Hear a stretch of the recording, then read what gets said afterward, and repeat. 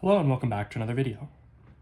In this problem, we're asked to determine the infinite limit, where the limit as x approaches 0 from the right of 1 over x minus ln of x.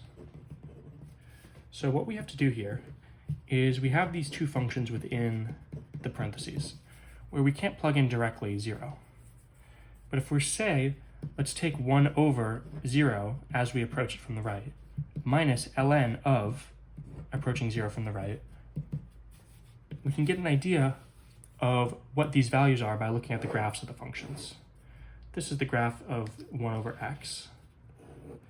And as we're approaching 0 from the right, 1 over x goes off to infinity. So we can say this is equal to infinity. And then the graph of ln of x looks like this, where as we approach 0 from the right, we go off to negative infinity. So this is infinity minus negative infinity, which is infinity plus infinity, which is infinity. Therefore, the limit is equal to positive infinity.